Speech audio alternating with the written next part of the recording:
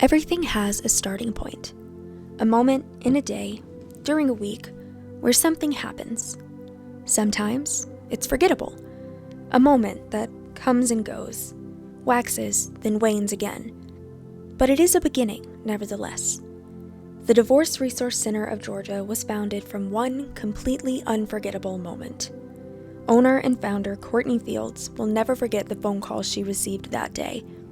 A mother, desperate to find a way to help her child, reached out. Her 30-month-old child had disclosed sexual abuse by her father, and this mother didn't know what to do. Courtney did. She instructed the mom to follow the steps outlined. This included calling the police and Child Protective Services. She did all of that. The child had a forensic interview. The police opened a forensic investigation. Mom moved out of the home and got her own place to keep her child safe. And then Courtney was able to start counseling. These systems have a lot of great policies and systems in place, but they don't always work very neatly, especially with disclosures from young children. So what ended up happening was the system in place Courtney had assumed would protect the child did not. And once this mother filed for divorce, it came down to a custody battle in Superior Court as to whether or not the child would see the father, as well as playing out the allegations of abuse. Courtney found herself testifying in a custody battle, and based on her testimony, the child was protected. This was the moment for Courtney that started the Divorce Resource Center of Georgia. Her passion had always been protecting children. It had never crossed her mind that it was needed in child custody settings as well. Upon entering that field, it was apparent there was a problem. Things were extremely disjointed. Communication and cohesion was lacking between professionals, leading to a decreased opportunity for the courts, attorneys, and parents to make decisions for these children with the necessary information required. With further research, it was evident this experience was not unique. Family law is difficult, and with that difficulty comes gray areas that require subjectivity. And so there's not always just a right decision to make. And that's where some subjectivity has to come in. But it's important that is relied on, that those decisions have a good, solid, best practice knowledge base to rely on. Says Courtney. However, the lack of research relating to children and the outcomes of divorce continues to restrict that knowledge base in overwhelmingly impactful ways. While the legal standards in regards to children are excellent, the interventions to produce those standards are lacking. The opportunity to strengthen the field was staring Courtney in the face. So I found that, if I wanted to talk to the parent coordinator, I would need to schedule a conference with them. Schedules would be busy. It would be hard to get together.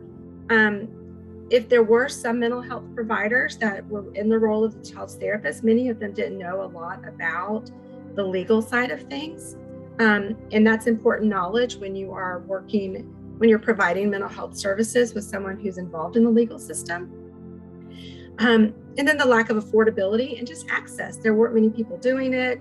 If it wasn't covered by insurance, it was some significant cost out of pocket. Courtney did what she felt any good social worker would do. We are trained as a profession to, if we see a problem, whether it's in a system, an organization, or with a person, or politically or policy-wise, we are just wired to find a solution. So I worked through what I knew and did the research, and I reached out to people already providing these services to learn more, consulted with attorneys and psychologists, and just kind of gathered up information, did my own research about who's doing these services. And I found that it was pretty consistent, not just across the state of Georgia, but across the country and globally, with other countries as well, that there's not a real collaborative model for providing these services. It's more, this person does this and this person does this.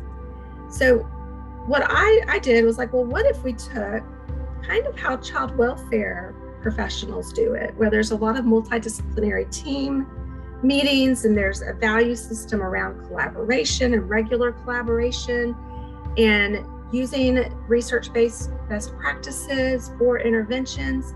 What if this field had that? And I was like, well, I kind of know a lot about this stuff, so I guess that's what I should do. So she created the DRC. At the time, it was for profit, but the mission was simple: increase the capacity of the individual, family, legal, judicial, and therapeutic systems to be able to navigate the complexities of divorce with a collaborative model. And that model is something that we educate and we implement at the Divorce Resource Center. And it's a model that can be replicated. And so part of that mission turned into a vision of the opportunity to expand the services across the state, just starting with the state for now, so that all families have opportunity to benefit from these services. Provided at these offices include therapy for children and adults, reunification therapy, play therapy, and group therapy. The DRC also provides parent coordination, both court-ordered and voluntary, as well as supervised visitation services. Court-ordered evaluation services provided by the DRC involve child custody, domestic violence, parental fitness, substance abuse, and bonding assessments. These are just a few testimonials of things that people have said to us. I purposely put a picture of a father and a son on here because we value both parents equally. And we work with LGBTQ families as well. So whatever the family structure is, we're here to work with you. But in particular, we want to help strengthen fathers to be the best that they feel like they can be. And that's something that we're just passionate about as well. The divorce is never easy, but it doesn't have to be this hard.